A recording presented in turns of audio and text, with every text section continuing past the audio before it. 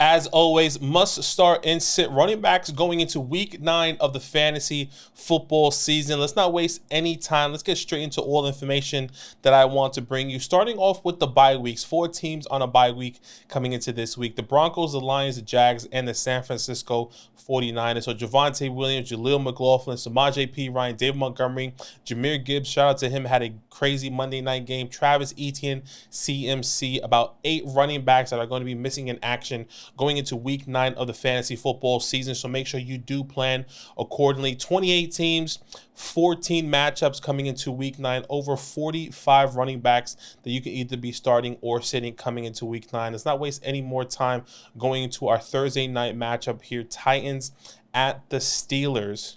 Over under is 36.5, and the Steelers are favored coming into this matchup.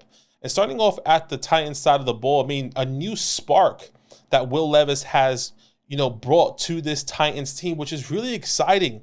It brings you joy, excitement to go watch this game now. I mean, if it was Ryan Tannehill, you're probably as a dud because of Kenny Pickett now. But Will Levis brings joy and excitement and new hope and a spark, once again, like I said, to this team, to the viewership, because you want to see him do well. At least I do want to see him do well. But at the running back position here, Derrick Henry is somebody that could benefit from this, right?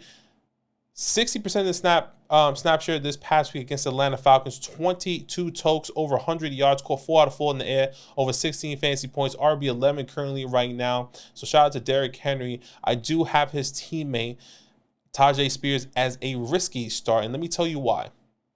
Because if Derrick Henry does get traded, this could elevate him to a must start. And if you are in a bigger league, 14, 16, however way you like to play your leagues, I mean, sometimes Tyjae Spears, if they are playing from behind, they do utilize him. I mean, we've seen him in the past get 16 fantasy points, 8 fantasy points. So once again, if you're in a bigger league, he could be a decent risky start if you really need somebody here. So do keep that in mind. Also, the Steelers do give up the 7th most fantasy points to the running back position, which could bring a lot of opportunity for Derrick Henry and or Tyjae Spears. Going to the Steelers side of the ball, I mean, both of these guys for me are spot starts in Jaylen Warren and Najee Harris. Both of these guys are splitting the backfield as a 50-50 backload or backfield. We don't know who the main guy is, and whoever you do start, you have to hope they find the end zones. You have to hope they get the most touches, the most targets. That's why these are spot starts. Spot starts is that you had to start him if you're in a tough spot. Maybe you have a CMC and you have Jaylen Warren as one of your other running backs, right? You start him and he's a spot start, somebody that you hope can get you 8+ fantasy points coming into this week. All right, our next matchup of this week, going all the way out to Deutschland, Germany, and that is the Dolphins at the quote-unquote Chiefs here. This is an early slate game, so make sure you set your lineups accordingly as well. If I'm not mistaken, this is a 10:30 Eastern Standard Time kickoff. Correct me if I'm wrong in the comments.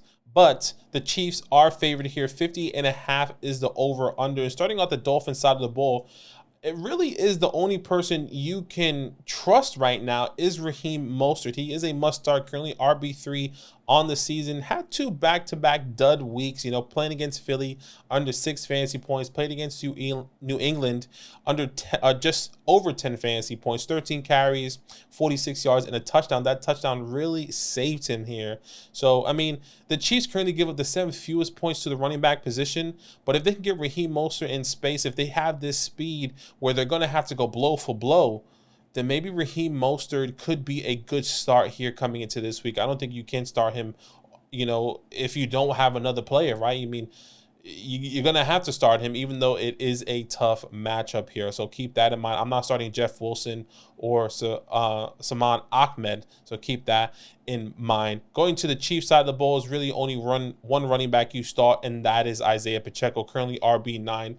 Had one of his worst weeks of this year against Denver, under 6 fantasy points. That, like I said, his worst week of the year so far. I mean, I'm not really sure what happened. I think they were down. They kind of abandoned the run game. The Denver Broncos do give up a lot of points to the running back position, so we were hoping that he was going to have a good game, but it was going to be a snow game, then it was the flu game, then it was the game that they were going to lose, and then it just all went to kaputs there. But You start both Raheem Mostert and Isaiah Pacheco coming into this matchup. All right, the start of our 1 p.m. slate games here, and that is the Vikings at the Falcons. 37.5, excuse me, is the over-under here, and the Falcons are favored, and that's a clear indication of now a lot of, I think Vegas is going to, and you can see this over under, I would say, decrease because of the inconsistencies that we might see at quarterback, at least this week for the Minnesota Vikings. I mean, who do they bring in? I think Jaren Hall is going to start this week, which is going to impact this offense here, or maybe help the run game. And that's where I believe Alexander Mattison and Cam Akers both are going to be risky starts coming into this week. I'm not sure if I want to start either of these guys. The Falcons currently give the third fewest amount of fantasy points to the running back position already. You know, Derrick Henry was coming into last week was a little bit of a risky start with how good the Falcons have been against the run. Now you go into, a worse offense with Alexander Mattison. Well, not a worse offense, but a lot of things that are going to be changing with Alexander Mattison and Cam Akers. So I do have both of these guys as risky starts, but understand if you have to start him. And look, if I had to start somebody, I'm still going to be leading Alexander Mattison. He's a person who has been leading this backfield. He's a person who's been getting the opportunities in the air. But anything now can happen coming into this week, as maybe they're going to play game management coming into week 9. Going to the Falcons side of the ball, look, we see Bijan Robinson getting his snapbacks at 74% of the snap share, 11 carries and a touchdown, over 12 fantasy points. Still not that boom fantasy point game that we wanted to see, but he does get the snap share that everyone was hoping for coming into this week. You start Bijan, I think I said Brian earlier. Bijan Robinson with confidence for the Atlanta Falcons, and then Tyler Algier. We keep seeing the decrease in production. Only 8 attempts this past week against the Tennessee Titans, 3 fantasy points. He is no longer a must start or a risky start or a spot start. He is a must sit going into the future until or if Bijan Robinson does get injured. So keep that in mind. So Alexander Mattison and Cam Akers, both risky starts, and Bijan Robinson is a must start coming into week 9. Our next matchup for this week here, Seahawks at the Ravens. This should be a really, really exciting game here. Over under is favored to the Ravens, 42.5 here. Starting at the Seahawks side of the ball, I know a lot of people are skeptical with Kenneth Walker coming into this week because we only saw 41% of the snap share. I think there's 2 reasons: game script and the injury. Coming into this game, we saw Kenneth Walker, pop up on Thursday and Friday with a calf injury when he didn't practice or was limited in practice coming into this week, which I think we saw the results of that when we saw, Zach Charbonnet have more of the snap percentages with 59% of the snap share versus Kenneth Walker, 41% of the snap share coming into week 8.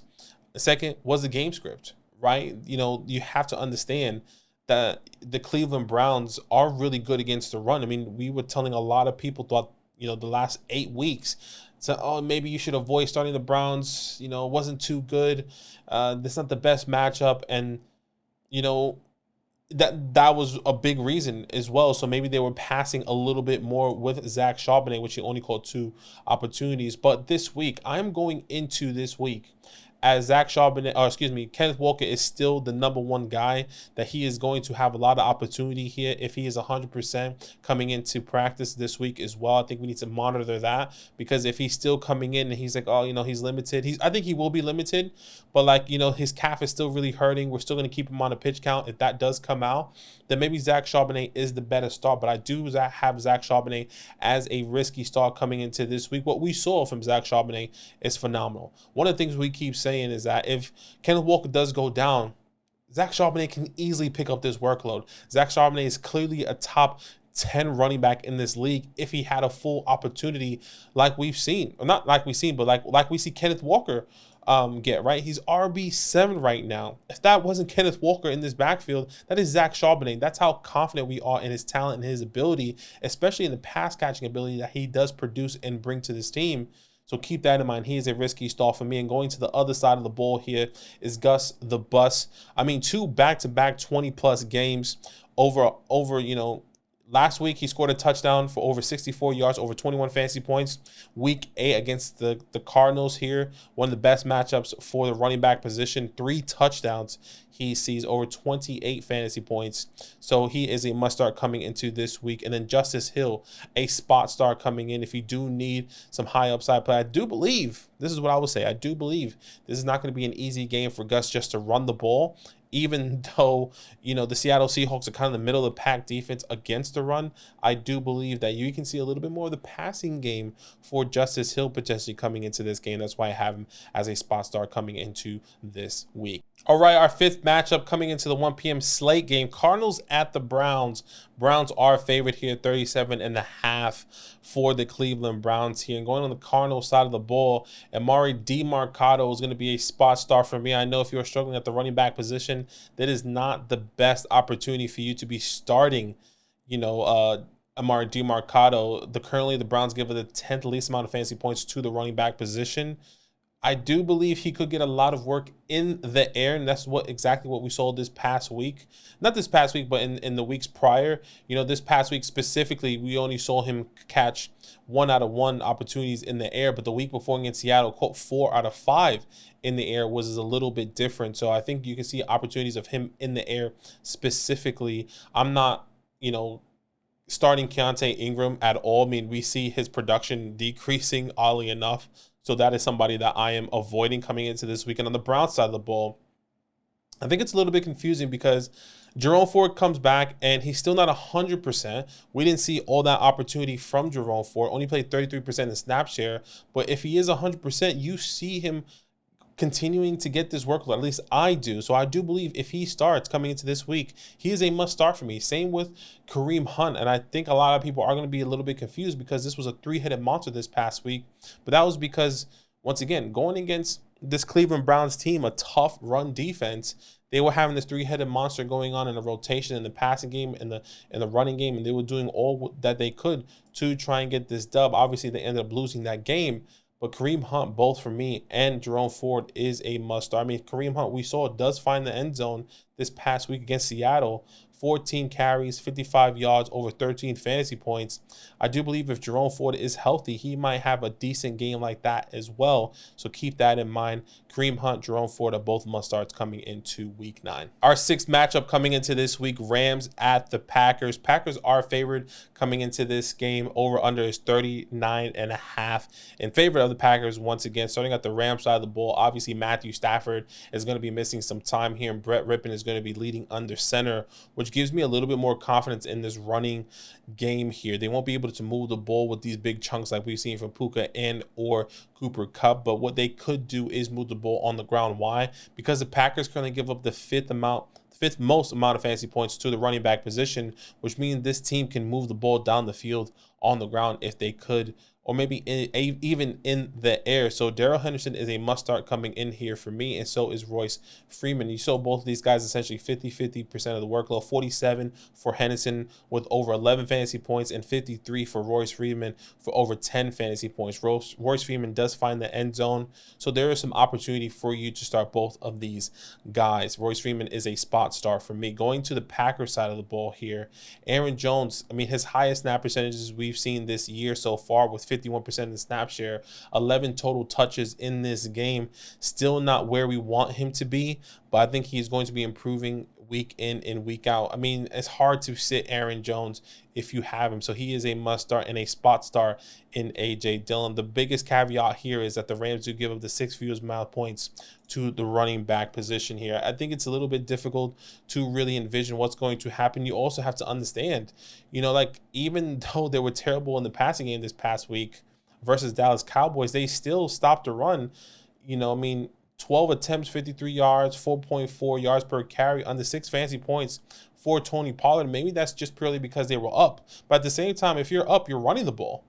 But they were still throwing the ball. So a lot of interesting things happening in that game here, in that game specifically last week. But Aaron Jones, A.J. Dillon, must start for Aaron Jones, a spot start for A.J. Dillon. Our next matchup here, Bucks at the Texans. Over under is 40, and the Texans are favored Look, let's start off at the Bucs side of the ball here. You're going to be starting Rachaad White. Had a great game against the Buffalo Bills here. Caught 7 out of 7 for 70 yards, over 17 fantasy points. That's exactly what you want. The opportunities in the air, just not on the ground here. And the Texans currently give up the 13th most amount of points to the running back position. So there is some opportunities for you coming into this week with Rachaad White. Now going to the other side of the ball, the Texans side of the ball, Dameon Pierce and Devin Singletary. Man, it is very interesting to see what is going to be happening here. 43% for Dameon Pierce this past week, 12 carries and 12 opportunities in total for Devin Singletary this past week with 40% of the snap share. I keep saying this, and, I think it's going to continue based on game script, because we do expect these teams, the Texans, to compete, but also be down in most games, maybe not this game specifically. When they are down, they like to utilize Devin Singletary a little bit more. And just Dameon Pierce hasn't been passing the eye test this year. He's been very inefficient. This past week, just under 3 yards per carry. That is actually his best performance, 3.8 yards per carry, his best performance so far this year. And it was bad. So keep that in mind against the Carolina Panthers, who gave up the second most points to the running back position going into week 8. Now this is a little bit different. I do have Dameon Pierce and Devin Singletary both as risky starts going into week 9. Our next matchup here, Commanders at the Patriots. 39.5. The Patriots are favorite coming into this week. I mean, the Commanders have the Eagles' number. They just can't finish it outside of last year. Starting at the Commander side of the ball, Brian Robinson has been having a couple duds. Very inconsistent so far in the past 2 weeks against the Giants, against Philly. We were hoping that he had a big game against the Giants. That didn't happen. We were expecting this kind of dud game against Philly. Now he's going against New England, who is the middle of the pack, a defense here. And you either get him involved or not, right? I mean, that's why he's a spot start. I'm pretty sure that you might have to start him depending on who your options here, but not somebody I am confident in starting. Obviously, Jahmyr Gibbs and Chris Rodriguez, I am not going to be starting coming into this week. Going to the Patriots side of the ball, Ramondre Stevenson, another bad week here against the Miami Dolphins, 10 carries, 39 yards, caught 4 out of 2 opportunities in the air, just under 7 fantasy points. I think he does have a better week against Washington, even though Washington does have a middle-of-the-pack defense. But what we have seen in the past, is this Washington team always plays down to their standards. And when that does happen, really brings you good opportunity for someone like a Ramondre Stevenson to take the range. Now that Kendrick Bourne is going to be missing the rest of the season, they may have to incorporate Ramondre Stevenson in the pass game, I would say even more than what he is now. So keep that in mind. Ramondre Stevenson, a must start coming into this week, and Zeke is a must sit going into week 9. Okay, our next matchup of this week, Bears at the Saints. Over under is 41. The Saints are clearly favored here.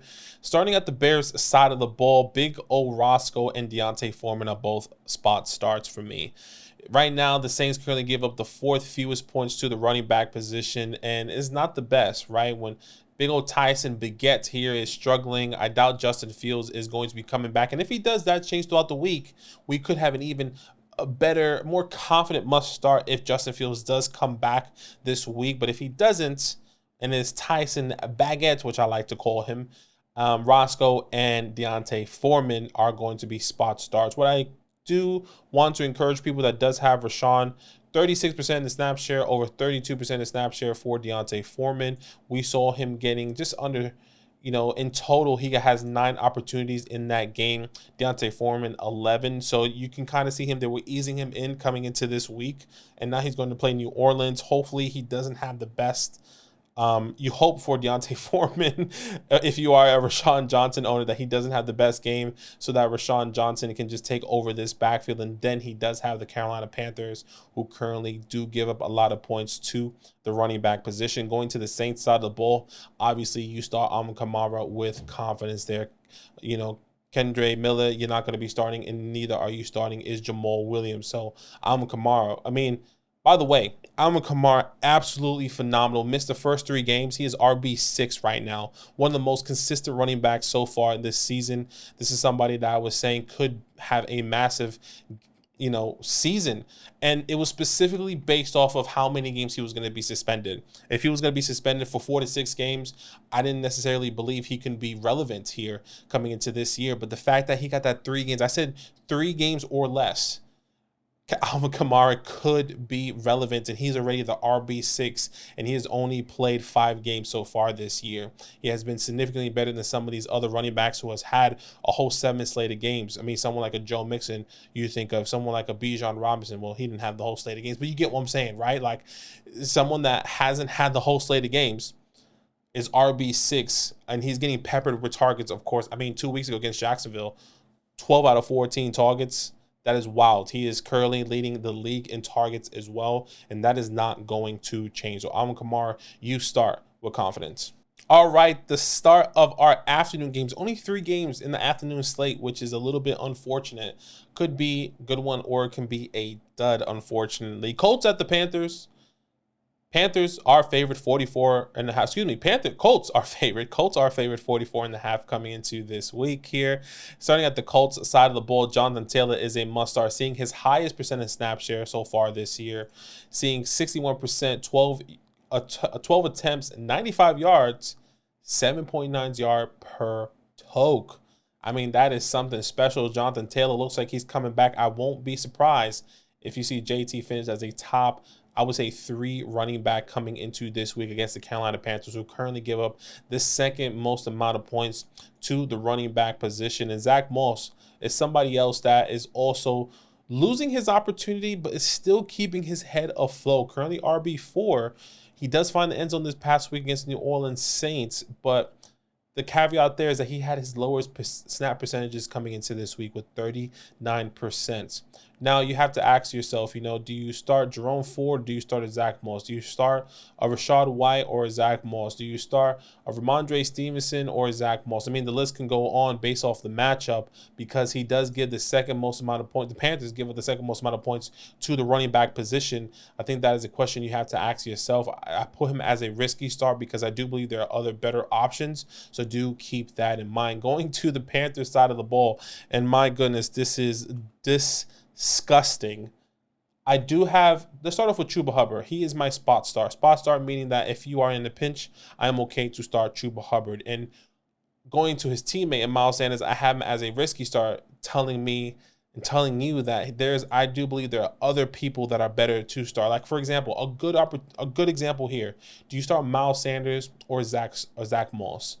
With the opportunities I believe that Zach Moss is getting, I would rather start him over Miles Sanders. Why? Let me tell you how many attempts Miles Sanders had last week. 2. He had 2 attempts on the ground. He had 0 points. He played 18% in the snap share. There are clearly better opportunities. I know this team signed him to a long contract extension or a long contract deal, a 3-year deal. But in reality, if you think of the running back market, they really didn't. And Chuba Hubbard is clearly I'm not saying he's the better running back. He is the more talented running back. I think he is just the better suited for this offense. 15 attempts, even though he was completely inefficient on 1.8 yards per carry, but he's getting the opportunities in the air, over 7 fantasy points. We've seen him kind of getting into this. And what's crazy is that both of these teams do give up a lot of points to the running back position. Like I said earlier, the Panthers give up the 2nd most amount of points to the running back position for Zach Moss and Jonathan Taylor. And for the Carolina Panthers, the Colts give up the 4th most amount of fantasy points to the running back positions for Miles Sanders and Chuba Hubbard. So both of these teams, all 4 of these players can go off at each other. This could be a run heavy game first in the second half of the slate games, and all 4 of these guys can cook, and we'll be even more confused.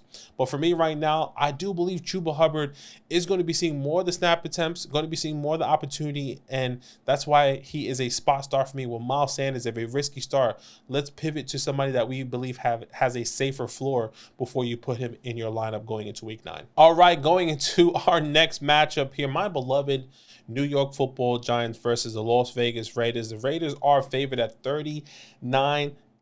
Is the over-under coming into this game. And this one's pretty simple. I don't want to, glean or loom too much into this matchup here. Saquon Barkley is a must-start. 36 tokes, 128 yards.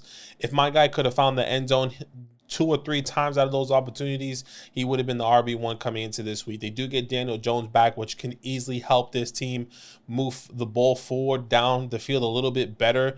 I mean, when you have negative passing yards, it's a joke, right, on your third string quarterback, but I understand. The offensive line is getting healthier. Daniel Jones is coming back. Andrew Thomas could be coming back this week as well, so keep that in mind. Going to the Raiders side of the ball, by the way, the Raiders do give the 12th most amount of points to the running back position, so there's an opportunity there for you. Raiders side of the ball, Josh Jacobs, we just saw a Monday night, over 15 fantasy points, 15 tokes. He does find the end zone. The end zone play kind of saved him. I think he would have had just 10 to 12 fantasy points.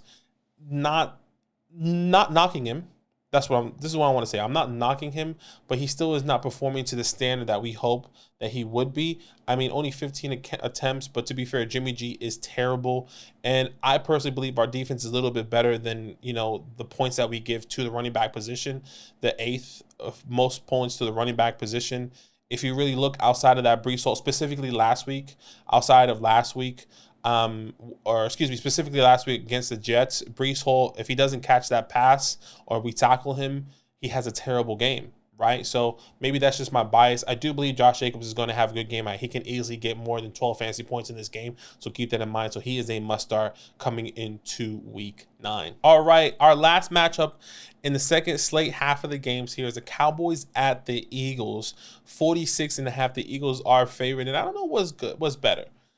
Do we want the Eagles to lose so the Cowboys can, bring them back a little bit? So I still have hope for my Giants, or maybe both of these teams can tie. But at the same time, I don't want the Eagles to lose because then all the Cowboys fans start to muck up. So I guess it's just best for the Eagles to win here. That's a whole different rant. On the Cowboys side of the ball, Tony Pollard, you are starting here. It is a tough matchup. The Eagles currently give up the second fewest amount of points to the running back position. So it is going to be very difficult to start Tony Pollard. And we saw how Tony Pollard hasn't been living up to the standards that we hope. RB15 on the year so far. This is not something that we were hoping and expecting. It's been very disappointing. His biggest outing, 21 points in Week 1 against the Giants. If you really think about it, that was the only time he's actually found the end zone. The 2 times he found the end zone was in Week 1 so far this year. He hasn't found the end zone since Week 1. Very average. 19, 15, 9 fantasy points, 8 fantasy points, 17, and then 6. Very inconsistent as well. We've seen the reports of Derrick Henry could be coming to this team. If that is true, maybe by the time this video is out, you're saying, well, that's not true. Then that's fair.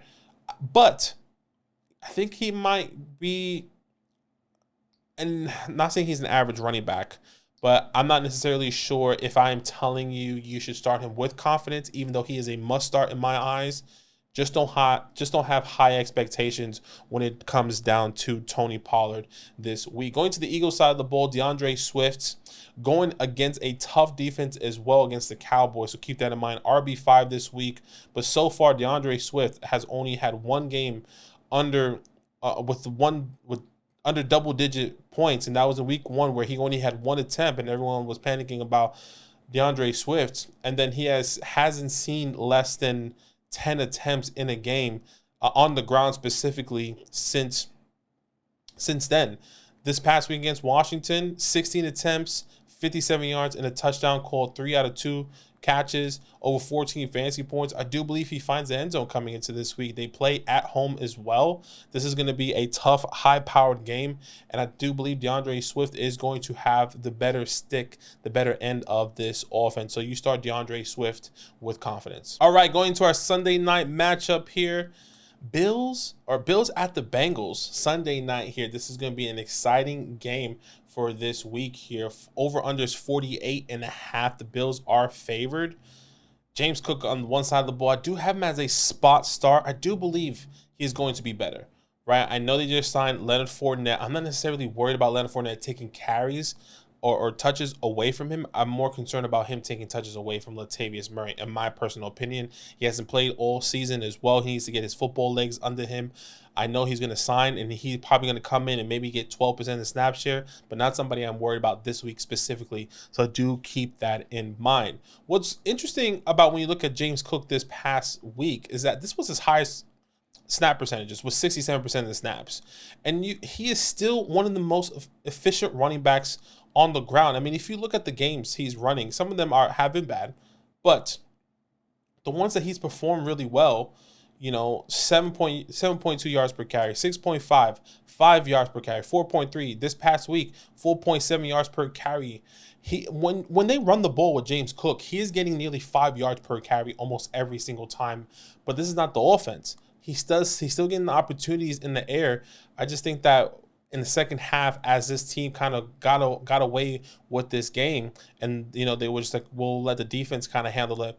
You kind of saw them result into kind of like pushing it back a little bit and easing him up. He is a spot start, but I do believe coming into Cincinnati, he can easily put up a lot of points. So keep that in mind. Going to the Bengals side of the ball, Joe Moneybag Mixon, 16 tokes, 87 yards, 5.5 yards per carry, and a touchdown. 20 fantasy points, his best outing so far this year. And this is something that I was saying, like now he played the Buffalo Bills, who currently give up the 11th most amount of points to the running back position. Then he has Houston, then Baltimore, then Jacksonville, then the Colts. He has a good schedule coming up. He was a buy low candidate for me coming in before this week. And I did say you might have a window, or he might not, because how up and down the San Francisco 49ers defense has been.